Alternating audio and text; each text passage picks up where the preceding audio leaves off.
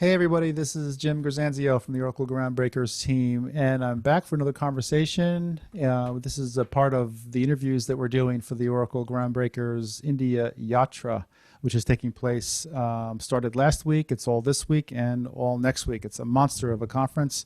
Lots of technologies, Oracle technologies, open source technologies, Java. There's everything there, primarily for the Indian development community.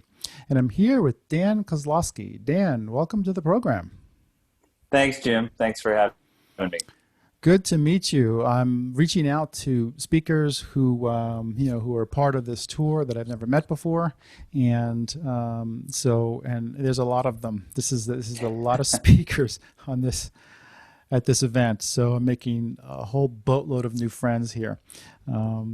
So we're going to have a conversation with just, a little bit of the technology, a little bit about you and, a little bit about the event. And Sure. so before we start on your talk, if you could just give me a little bit of background about you and what you do. Sure. So I've been at Oracle now for 12 years. Joined Oracle I was CTO of a company that we sold to Oracle back in 2008 in the test and monitoring arena. At Oracle, I'm responsible for product management for a portion of the company that builds what we call enterprise and cloud manageability offerings. So that is the set of technologies that we provide to customers to manage all of the other things that they deploy and purchase from Oracle. So used by primarily IT practitioners to do things like monitoring and diagnostics and instrumentation and lifecycle management and analytics, these types of IT-centric performance and availability and security-related activities to keep everything running. Okay, cool. And it seems like you're talking about something similar here. I see just the title, you're optimizing Oracle apps performance on Oracle Cloud using machine learning. That's the substance of your, talk, right? That's right. That's right. So fundamentally, Oracle applications, things like eBusiness Suite or Siebel or PeopleSoft, or even bespoke and custom applications that might be built in Java or built on top of the database, run most of the important functions at most of our customers, whether they're front office type apps or back office type apps like ERP. Doesn't really matter. They're doing very important things. So maintaining the performance of those and optimizing the performance of those have very real bottom line and top line implications for most of our customers. So our goal in our group is to give them the tool sets and analytic capabilities that enable them to do that, to keep these things running at a very high level of service, ultimately supporting whatever it is the business does. This whole concept, there's been actually several people who are talking about optimizing performance. And one of the things that strikes me is there's a whole lot of software interacting here. And it Mm-hmm. just strikes me as with the cloud and with all these systems in the cloud now, what's the level of complexity that we're talking about here? I mean, it's one thing to optimize a system so it performs well, but it's another thing to have these systems interoperating well with each other as well. Sure. And it just seems to me when I hear all these speakers who are all talking about all these different technologies that I don't work with every day in my job, but I mean, is there a level of complexity here that I'm just missing, or are the systems simply are they easier to manage these days? No, everything is getting harder and harder rather than easier. We live in a we live in an interconnected world, right? And so nothing is a standalone system. When distributed computing began 20, 30 years ago, you would have a system and that system would be a thing and it would just operate in its little silo and you could optimize that and that was fine. But now everything is about data flows and dependencies and information sharing across multiple systems, right? We log into a portal to do something, and that is querying other systems, maybe for inventory or real-time pricing or organization charts in the human capital management space. And so you have a dependency on something outside the original place where you started. And of course, that is getting information from something else. And as cloud has become a dominant form of computing, along with virtualization, which really sort of is the precursor to cloud, ultimately, not only do we have systems that interoperate and depend on each other, but we have systems that sit on an infrastructure that can change all the time, right? It's very easy to spin up something new, but when you've spun up something new, you've fundamentally changed the architecture of the thing it is that we're talking about, right? Your system. Now you have a system plus something else. And so given our ability to create new things and spin new things up all the time, the management complexity has gotten much greater, because now we have interdependent systems and systems whose very definition of what that system is changing all the time. Wow. So yeah, it's a fun problem. So this is your area then, right? In terms of the management tools that we're offering customers, right? That's right. That's right. So we do all the instrumentation and diagnostics and telemetry and things like that. So it's almost like a dual problem in the sense of, developers and administrators at a customer site have to be skilled enough to handle these things, but also our developers inside the company who are building these things have to be, mindful of the complexity here as well. Sure, absolutely. And our stuff, by the way, the things that my group manufacturers are also heavily used internally by Oracle people also, to run all of the things that we provide to customers, whether it's the advanced customer services or Oracle Cloud or Oracle's own IT organization. But yeah, the real issue here is want to make it possible for people to get very deep into tweaking the things that can be tweaked to make these systems optimized. But they don't have to become experts at understanding the guts of those systems, right? That's the challenge. Traditionally, IT operations was a domain of, deep domain experts in the particular system that you're talking about. And those domain experts would program things like monitoring tools to tell them what they needed to know. But of course, nowadays, you can't expect that everybody is a deep domain expert in the system, especially given that the system has dependencies on other systems and other infrastructures which you don't even own, right? So how could you possibly be a domain expert in that? So the management challenge now is, how do you sift through these mountains of instrumentation and telemetry and make it human consumable for people who aren't necessarily domain experts in every aspect of the thing that they are tasked ultimately with providing a high level of service for. Yeah, interesting. You mentioned a little bit earlier that sort of virtualization was sort of the precursor to cloud. Now we have machine learning. How is machine learning affecting all this complexity and performance? Well, so there's two sides of that coin. The first is that using machine learning in applications, like in your ERP application or in your customer service or in your web shopping or whatever, that in and of itself is a new domain, right? So we've added a set of capabilities now to applications that traditionally didn't have them. Machine learning is very compute intensive. It's very requires a massive amount of resource to do it. It also requires a good sense of sort of data and the underlying thing that you're using the machine learning to analyze again. So now we have a new set of capabilities that ultimately we're trying to maintain high performance from, right? So that's one aspect. But the second aspect is that machine learning in my area has been very, very exciting in terms of enabling us to provide people better management solutions that enable them to do a better job of maintaining high levels of performance and scalability. Because machine learning loves data, right? And the IT operations problem is a massive data problem. We've got logs, we've got metrics, we've got traces, we've got config information, we've got end user monitoring, all these reams and reams and reams of data that traditionally had to be analyzed by people. And people really don't do a good job with mountains of data. So what machine learning enables us to do is really leverage the value of this massive amount of data to yield good conclusions, analytic insights about what's going on, like what's really going on. And so you can use machine learning to answer very particular problems that the IT operations space really cares about. And we can highly tune that machine learning in order to be able to really answer those problems out of the box, so that somebody doesn't need to be a data scientist to use this capability, right? They just want to know, is there a problem? Is my Right. application broken? Do I need to pay attention? Is today different than tomorrow? What happened, right? Or am I going to have a problem tomorrow? That is the kind of stuff that machine learning is perfectly well suited to answer in this space. Now, um, talk to me a little bit about the types of people in the enterprise that are interacting with your systems. Like, for instance, your talk, is it primarily for developers, primarily for DBAs? But I mean, a lot of these skill sets are mixing now. You have analysts, you have all different, types of people in these large enterprises, and no one just handles one technology. There's no such thing as a person who only does Java, only does C, only does Not MySQL. anymore. Right, exactly. And so, who's actually interacting with these systems now?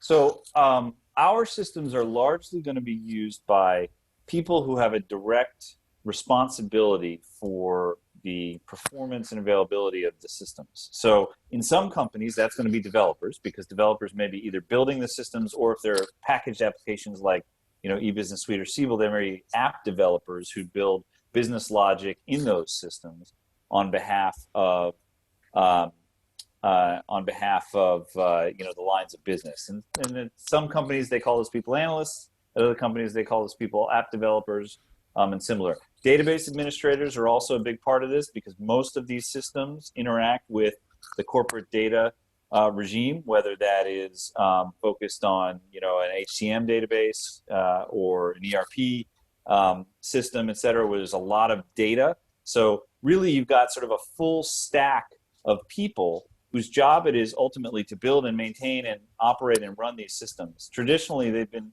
as you said, very siloed. They were focused on their little area. And the problem with that is, as the systems get more interdependent and more complicated, you need to be able to pick your head up and say, let me focus my time and energy. Where is the problem? Is it over here, or is it over there? And if you're only looking at individual pieces, you can't really do that. So a lot of what our tooling is designed to do is to enable people to pick their heads up a little bit and understand sort of system-wide performance, not just the performance of every individual component. It's interesting. The reason I asked you that question is because I've been sort of asking that question to a lot of people when I go out on my trips and stuff, when I used to go on trips. And Yeah. when I've noticed a trend in India, particularly in India, just because I think I've been there a lot recently, last year. And, the community years ago used to be mostly DBAs. And it's changed in the last few years. There's a lot more developers now, and there's a lot more young people. And I have this sense that they're coming out of school with just a more diverse, skill set. So the community itself is changing. It simply is becoming more diversified. And so I wonder, you've been to India, you've been to a lot of conferences, you're always out there talking to developers and customers and things. What's your sense of the India community? Or just actually, really, any of the developer communities, any trends that you see, out there, not necessarily exclusive to India. Well, so I have had the opportunity to go to India a bunch, and that's been a very enjoyable experience. And I have a lot of colleagues over there, obviously, but also some very good friends.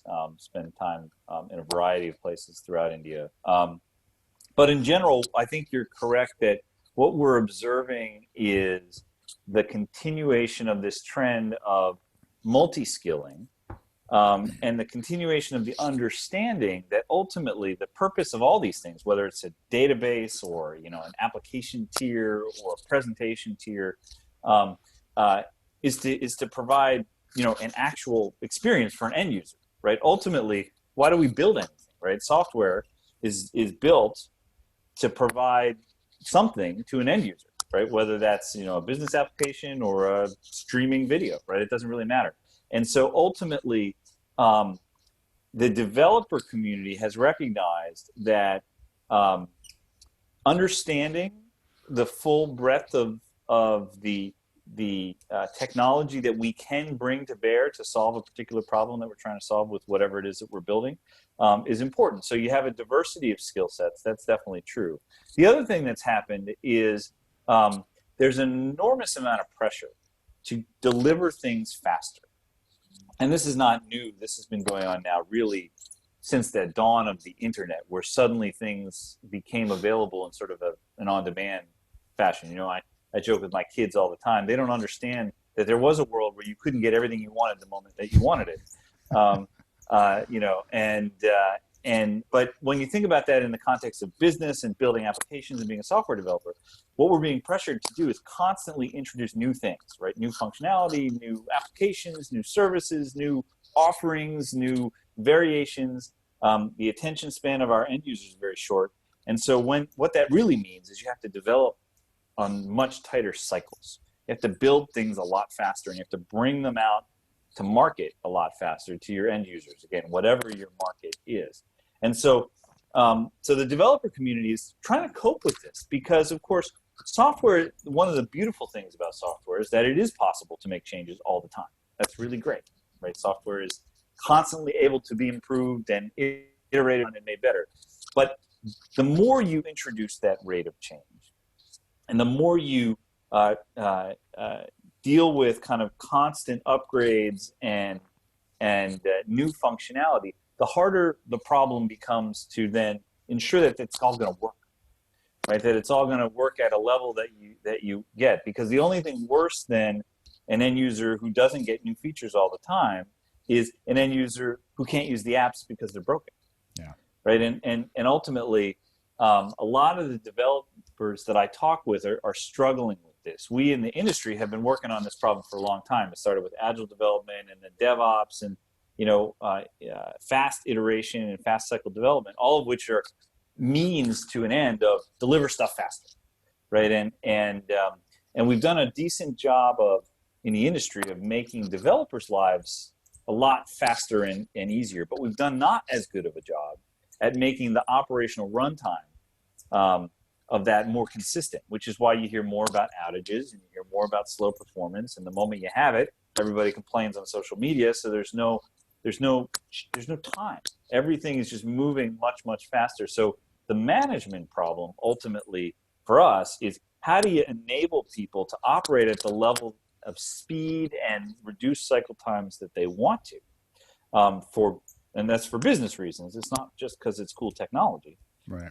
And ultimately, how do you enable them to do that and deliver an experience that is both, highly performant and available, but also secure to avoid data breaches when you're spinning so fast that, suddenly things start to get out of whack, right? And you don't realize it because you're just moving so fast that you don't have time. So these types of problems, a lot of the developers that I talked to were trained a lot on how to build quickly, but they were not trained as well on how to operate in an environment where you're building quickly. And that's a real problem because ultimately the developer is the one on the hook when the app goes down, right? If you build something and it doesn't provide a good experience, it's not somebody's problem over in the corner. It's your problem. You built it.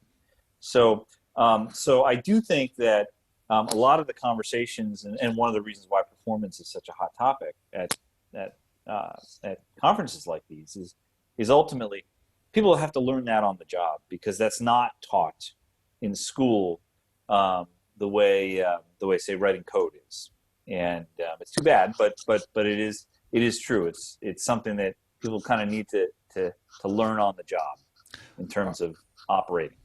Are developers, from your experience, hearing this message and adapting? Well, I think they are because they're being forced to. I mean, the good and the bad of software is, and the internet and the real-time world that we're in, is that if your goal is just to build things in an ivory tower, your end users tend to bring you back to reality very quickly, right? And you put something out there and people don't like it, you're going to hear it immediately, right? Whether you hear it directly or you hear it because somebody tells you, hey, they're flaming you out there on social media. Either way, that's not an experience that anybody wants. So software developers are learning this kind of in a trial by fire mode, and a lot of the times when we have conversations at conferences like this, it's all about, wow, I wish we could collaborate better, and I build the app and I throw it over the wall, the ops guys, and they're running it, but it doesn't go well, and then I'm pointing fingers and they're pointing fingers, and nobody teaches folks how to collaborate like that in a lot of training programs. And so that's sort of something that in the industry we kind of focus on after the fact. Was this something that the agile sort of framework, was addressing years ago? I mean, It was trying to. in terms of Yeah, I mean, development. yes, because it was not a new. This is not a new problem. Agile was an attempt. Well, Agile really was an attempt to move faster, first and foremost. So it was, let's increase the collaboration up front so that we can get things out of my brain and out to you more quickly. That was number one thing that Agile wanted to solve. But at the same time, it also said, why don't we have a better amount of collaboration between the development process, the software development lifecycle, and the operations process, which gave rise to DevOps. Yeah, okay. And DevOps was an attempt really to bring these things together. It hasn't worked out that way, though. Really what happened with DevOps is we automated the developer experience. We made it faster for developers to push code into production, but we still didn't bridge the gap between building code and running code in production. And ultimately, that is sort of where my area of focus is. How do we improve collaboration between the development community, the operational and the runtime community, ultimately to yield the result that we want, which is a highly performing app that everybody loves and uses to do whatever it is it's designed to do. Right. And that's where machine learning is actually super helpful. Now you mentioned that this is one of the reasons, this complexity in management and optimization issues are one of the reasons why they're very real, so they're hot topics at these conferences. You mentioned a little bit earlier before we started recording that you've got more colleagues that are, doing talks at Yatra that are related to these things. So so our produces two offerings that Oracle makes available to customers. One is called Oracle Enterprise Manager, which has been around for a long time. That's well known in the database community for database performance optimization and database management and X-data management. And then we have Oracle Management Cloud, which is a set of cloud services that are designed for things like managing application level, doing log analytics, managing across clouds, et cetera. And so we have a variety of topics that we are talking about at the Yatra conference here on these subjects. We have a SQL tuning talk. We have a talk on visualizing the active session history, or known as ASH, which is very deep database telemetry, very DBA-centric stuff. We've got two hands-on labs focused on database patching and lifecycle automation and config and compliance, as well as managing Oracle applications, managing bespoke applications, managing across clouds. We have some Exadata analytics sessions in the conference. So a bunch of subjects generally around the same theme, which is I have Oracle technology and I'm using it to do things that are important to me. How do I optimize it? How do I maximize my performance? How do I maximize my resource utilization so I'm not over provisioning unused capacity? How do I debug problems when I have them quickly so I don't have big outages, right? All of these types of operations-centric subjects are the subjects that my colleagues are doing. So, and I would definitely encourage people to check out the hands-on labs. They're going to be great, both for Enterprise Manager and for Oracle Management Cloud. Great. Wow, that's quite a summary, Dan. Thank you very much. It was really good to meet you, and hopefully next year we can meet in India or really in California, anywhere actually. Anywhere that doesn't look like my house would be great. So, you mentioned earlier, talking to your kids about, not having something immediate. I can remember my first modem was 14.4, and when I got a 28.8, I just could not believe it, how fast it worked. You'll never need anything faster. I know, exactly. I got fiber right to the house here, and it's we're doing this, thing live with video. So, I mean, it's quite amazing. Anyway. Stay safe, and we will talk to you sometime, hopefully in the future. Thanks a lot, Dan. Appreciate it. Sounds great. Thank you, Jim. Thanks. Bye-bye.